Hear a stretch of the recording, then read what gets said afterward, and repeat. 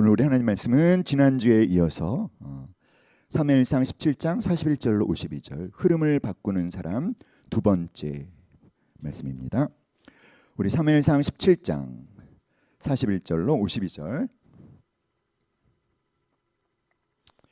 다 같이 한 목소리로 읽겠습니다. 시작.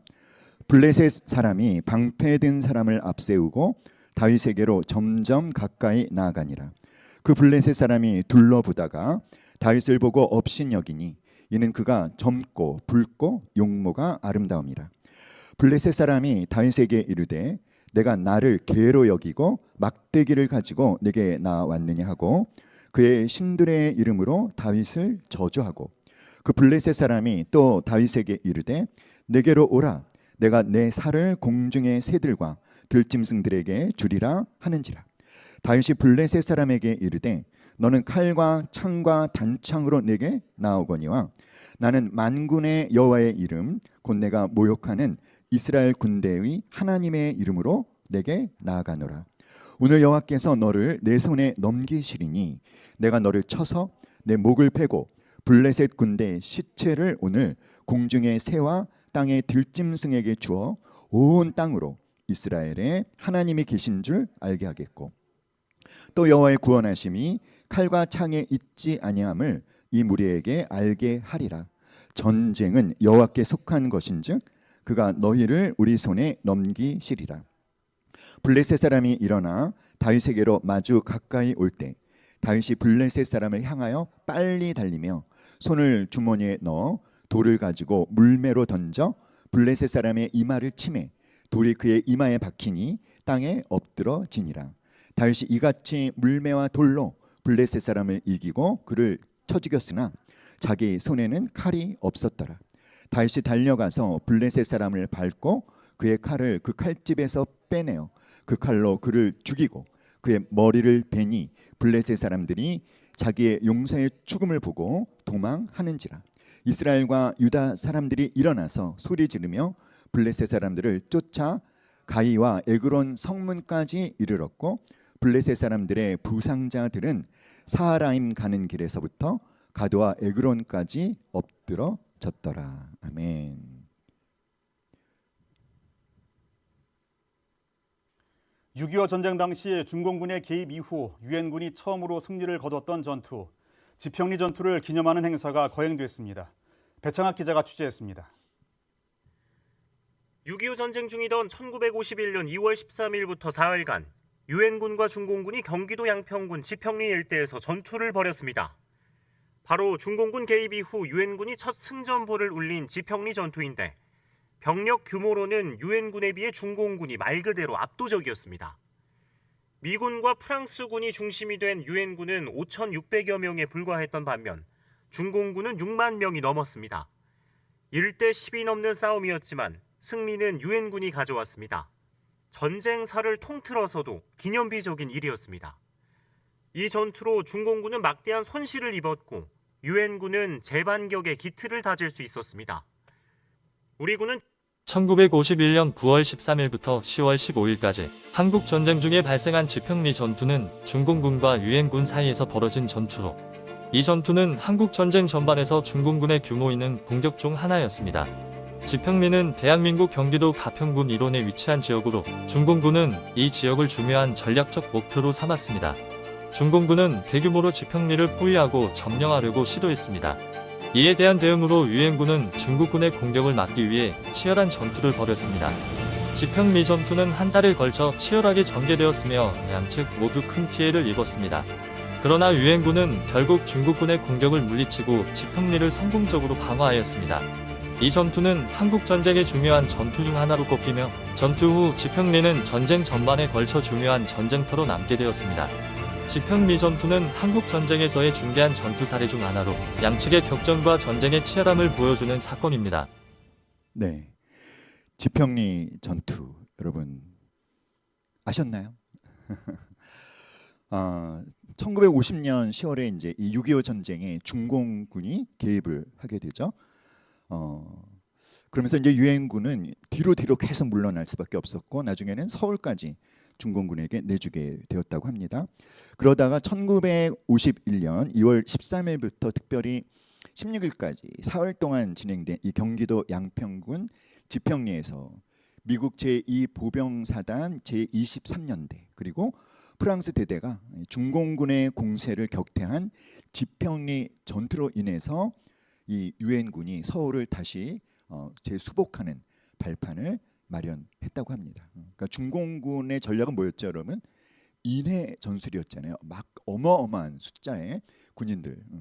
그런데 정말 이 유엔군이 패배를 할 수밖에 없는 그런 흐름을 아주 놀랍게 역전시킨 6.25 전쟁에서의 첫 번째 승전보가 바로 지평리 전투의 승리라고 합니다. 자, 우리가 지난주에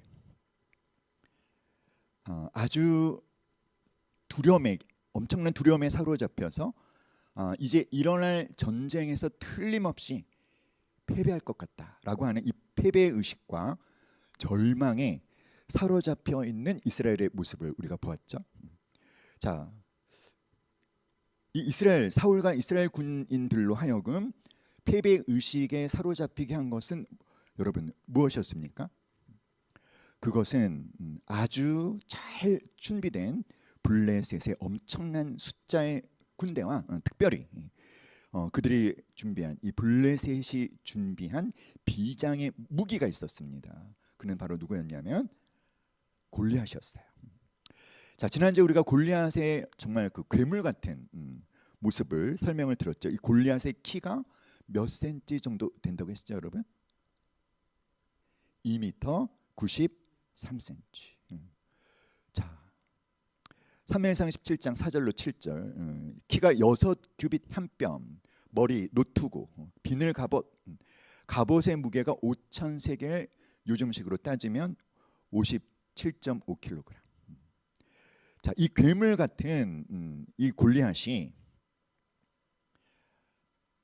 40일을 밤낮으로 나와서 나하고 한번 1대1로 싸워보자. 그런데 어땠더라? 한 사람도 나서는 사람이 없었죠. 왜 선뜻 아무도 나설 수 없었나요? 그것은 뭐죠? 11절 시작. 사울과 온 이스라엘이 블레셋 사람의 이 말을 듣고 놀라 크게 두려워하니라. 24절에도 이스라엘 모든 사람이 그 사람을 보고 심히 두려워하여 그 앞에서 뭐했다? 도망했다라는 거예요. 이 블레셋이 40일 동안 밤낮으로 나와서 나하고 한번 붙어보자.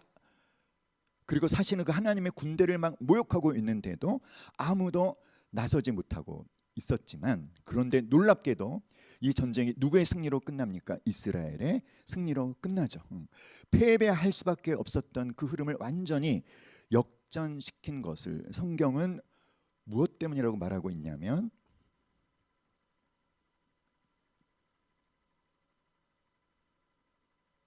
무엇 때문이다? 다윗 한 사람의 등장.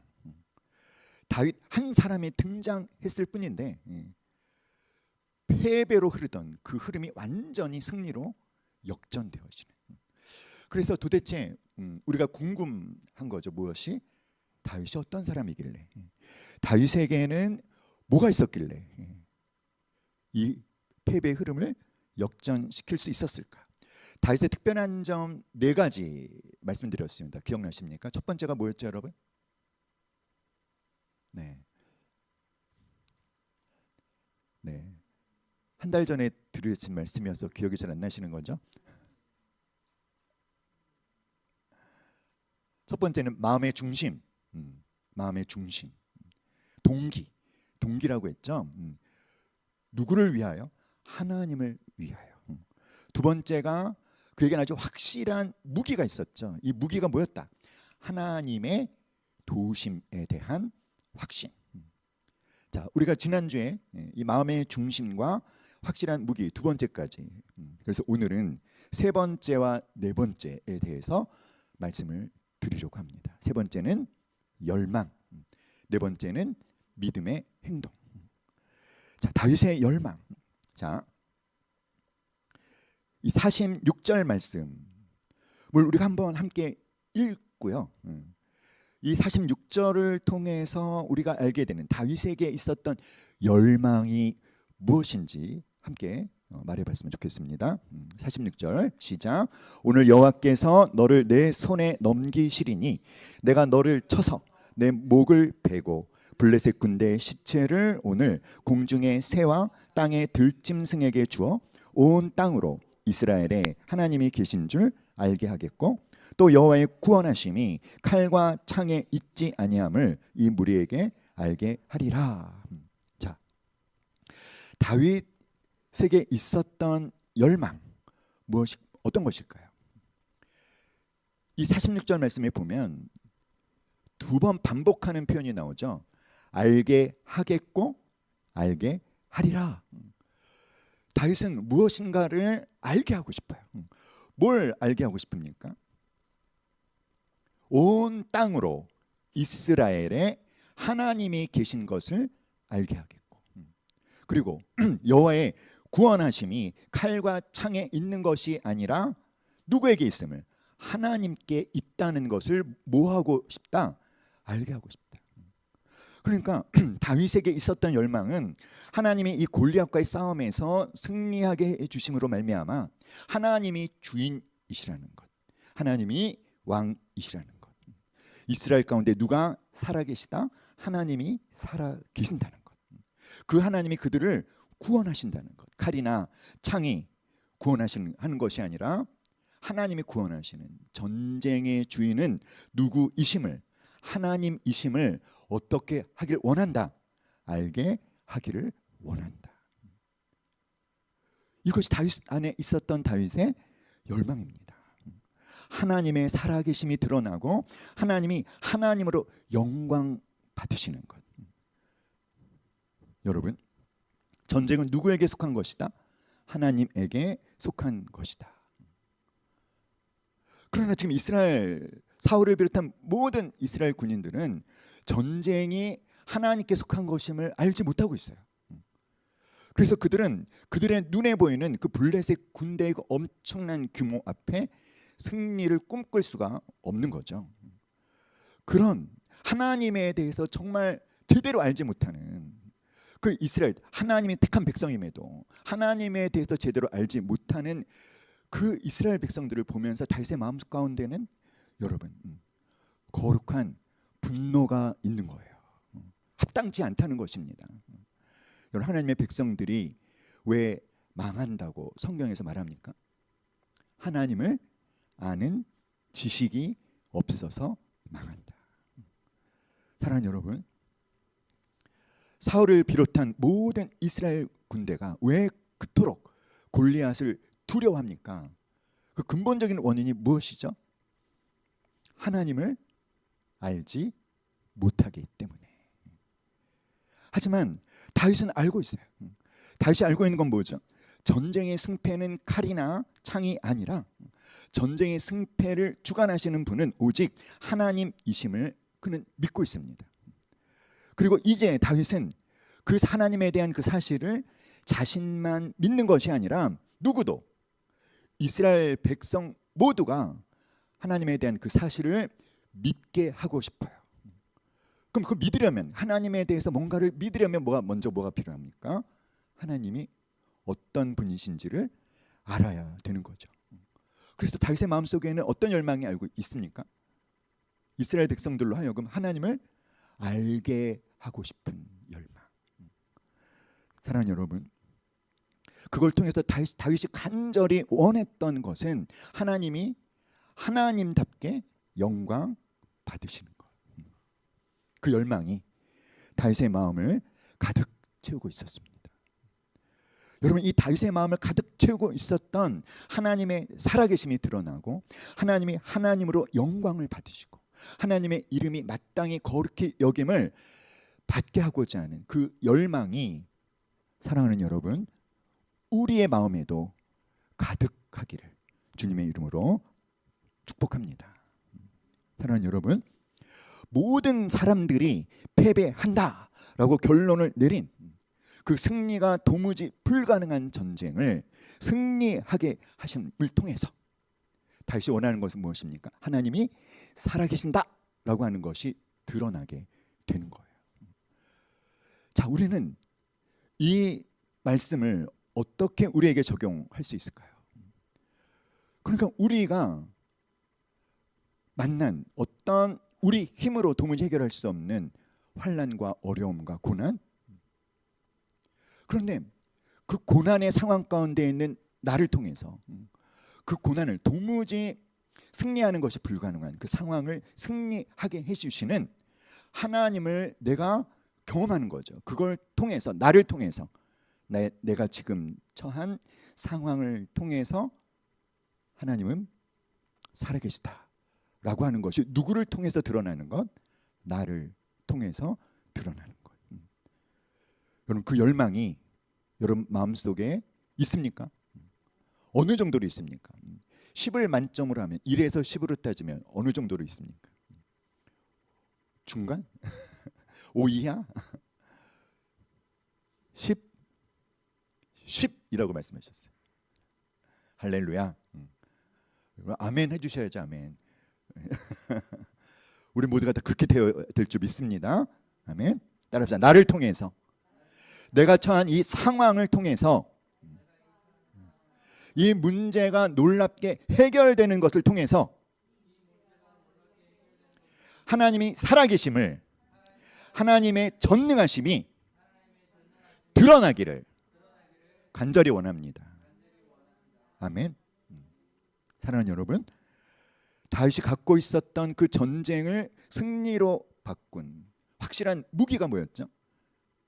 하나님이 도우신다는 것에 대한 확신이었어요.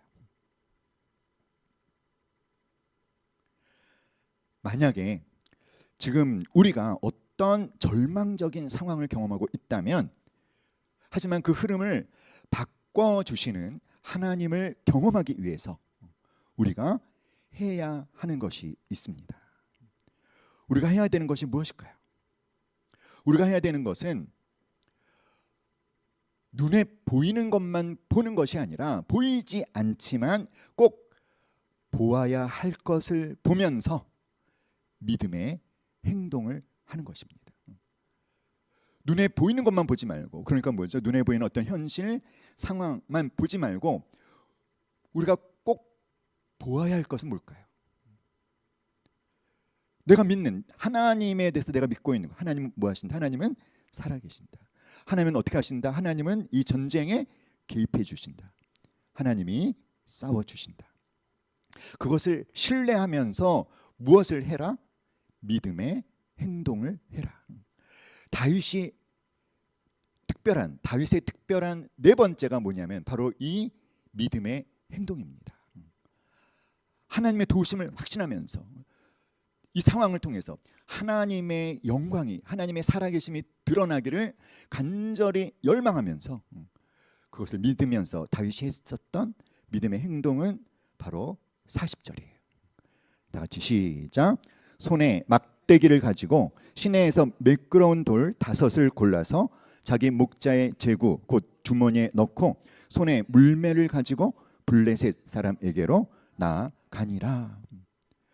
다윗으로 하여금 하나님의 살아계심, 그 도우심을 확신하면서 다윗이 했었던 믿음의 행동보다 물맷돌을 던지는 거였어요. 다윗의 물맷돌. 여러분, 이 다윗의 물맷돌은요, 사실 거의 3m 신장을 가진 이 괴물 같은 골리앗의 비교해 보면 뭐 아무것도 아닌 것이죠. 너무나 작고 너무나 보잘것없는 골리앗을 이것으로 이길 수 있을까? 불가능해 보이는 거죠. 그런데 중요한 게 뭐죠, 여러분? 중요한 게 뭐냐면 하나님께서 다윗으로 하여금 골리앗을 넘어뜨리게 하실 때 하나님이 사용하신 것이 무엇이다? 바로 이 다윗의 물맷돌이라는 거예요. 아주 작고 보잘것없는 돌멩이지만, 그런데 여러분, 이 물맷돌이 다윗에게는 어떤 것이었을까요? 다윗에게는 아주 소중한 것입니다. 왜 물맷돌이 다윗에게 소중할까요? 48절, 49절 말씀을 보면은요. 한번 읽어봅시다. 시작. 블레셋 사람이 일어나 다윗에게로 마주 가까이 올 때 다윗이 블레셋 사람을 향하여 빨리 달리며 손을 주머니에 넣어 돌을 가지고 물매로 던져 블레셋 사람의 이마를 치매 돌이 그 이마에 박히니 땅에 엎드러지니라. 자, 이 48절 49절을 보면은 다윗이 골리앗을 향해서 물매를 던질 때 어떻게 하고 던진 것 같습니까, 여러분? 이렇게 가만히 서서 골리앗을 향해 가만히 서서 물매를 던진 것이 아니에요. 그렇죠? 블레셋 사람이 일어나 다윗에게로 먼저 옵니다. 그렇죠? 골리앗이 먼저 다윗에게 오는 거예요. 그랬을 때 다윗이 어떻게 했죠? 골리앗을 향해서 빨리 달려가면서 주머니에 넣어 손을 돌을 꺼내 가지고 물매로 달리면서 던진 겁니다. 그런데 정확하게 골리앗의 이마에 박혔고 쓰러진 거예요. 자, 이 48절 49절을 통해서 우리가 다윗의 물맷돌에 대해서 알게 되는 사실이 뭘까요? 굉장히 익숙하다는 것입니다. 굉장히 뭡니까? 훈련되어 있다라는 거죠. 언제 다윗이 물맷돌을 사용했습니까? 양을 돌보면서. 양을 돌볼 때 어떤 일이 일어났을 때 사자나 곰이 양을 물어서 막 도망가는 거죠. 그럴 때 다윗이 어떻게 했던 거예요? 그 곰이나 사자를 쫓아간 겁니다. 쫓아가면서 뭐 한 거예요? 물매를 날린 거예요. 그랬더니 어떻게 했다? 정확하게 그 물매가 곰이나 사자에게 정확하게 맞고 쓰러지고 양을 구해오는 거죠. 그 정도가 되려면 여러분 다윗이 얼마나 연습을 했을까요? 여러분 강아지하고 달리기를 하면 누가 이깁니까?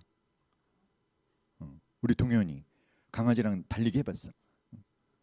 그 누가 이기지? 네가 이겨? 정말로? 작아서. 근데 어디서 달리기? 운동장에서 한번 달리기를 한번 해볼까? 그럼 조금 크면. 그런데 곰이 여러분 이렇게 뭐 덩치가 좀 이렇게 커서 좀 미련하다 이런 소리를 듣으면 굉장히 빨리 달린대요.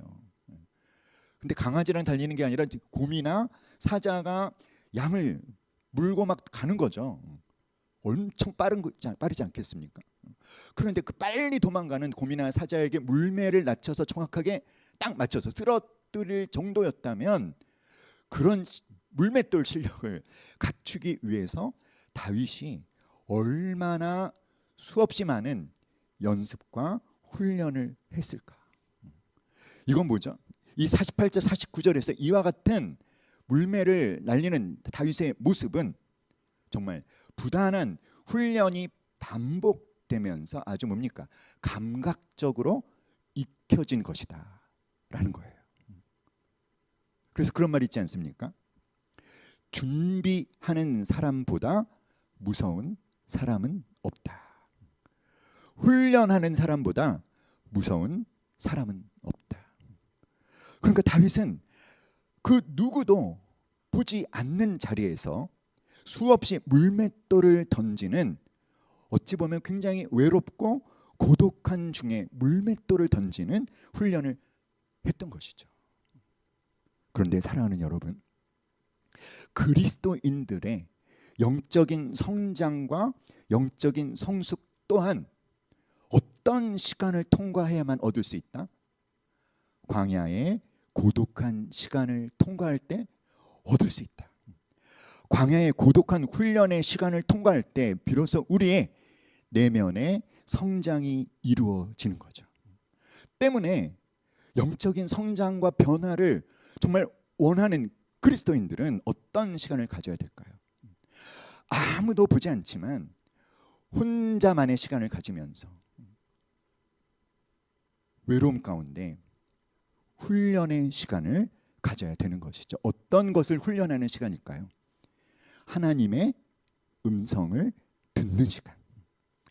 하나님의 세미한 음성을 듣는 시간을 가져야 돼요. 다윗은 그 들판에서 양떼를 지키면서 그런 시간을 가진 겁니다.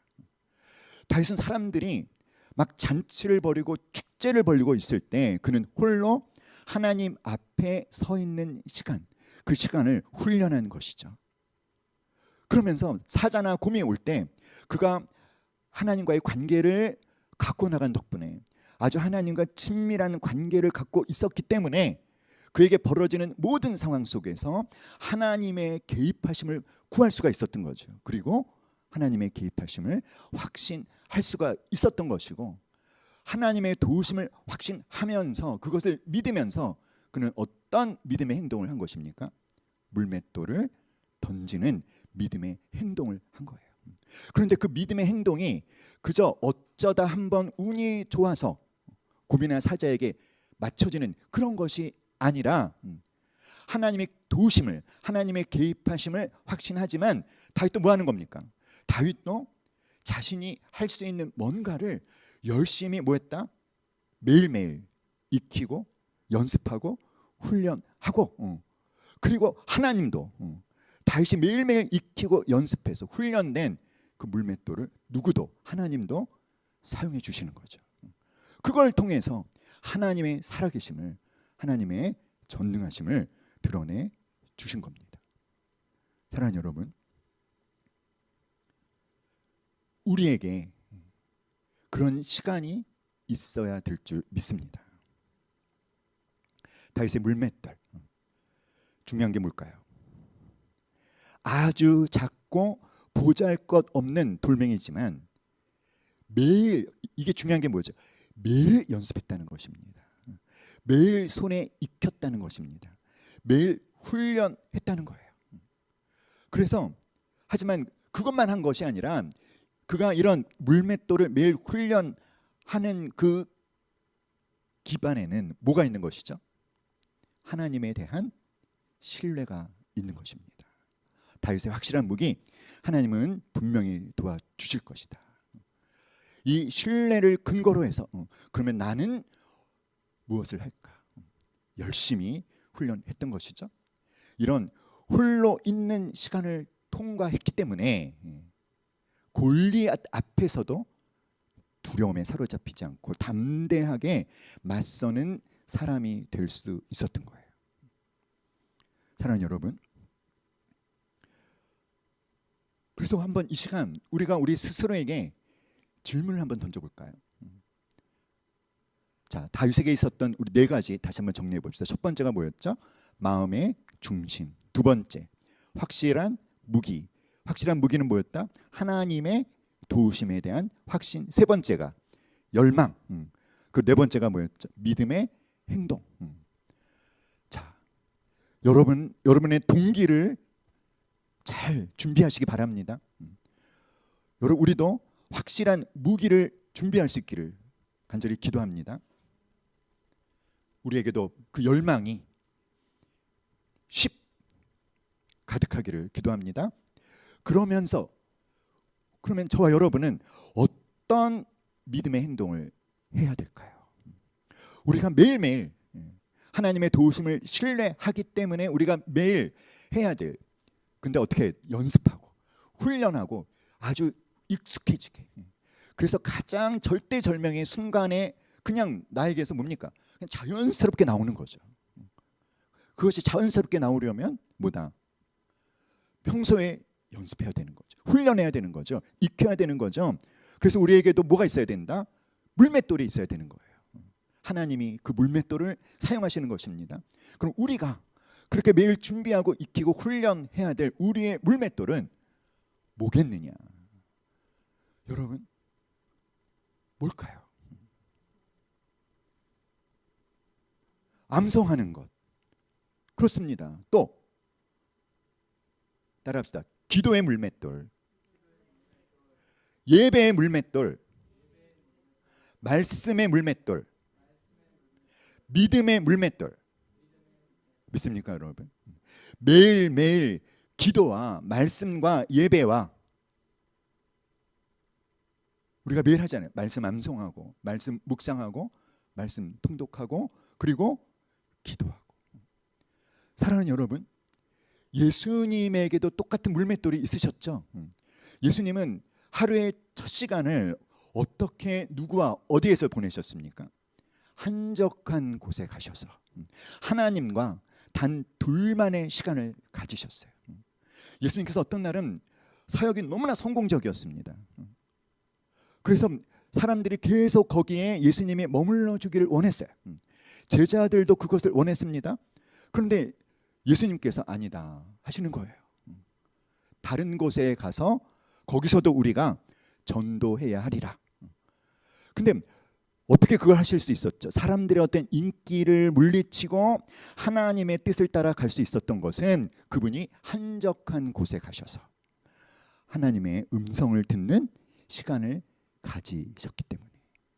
사랑하는 여러분, 바로 그런 다윗이 매일 연습하고 손에 익힌 것, 하나님의 도우심을 확신하면서 곰이나 사자와 싸울 때 사용한 바로 그 물맷돌, 그래서 다윗에게는 너무나 소중한 것.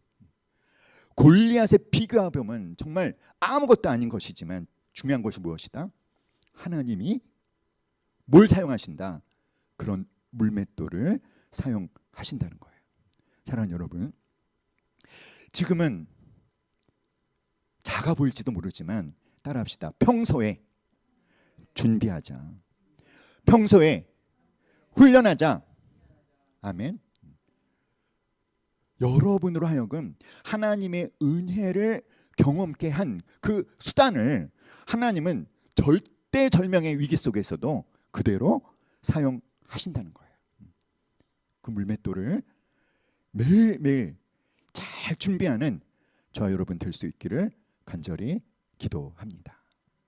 함께 말해 봅시다.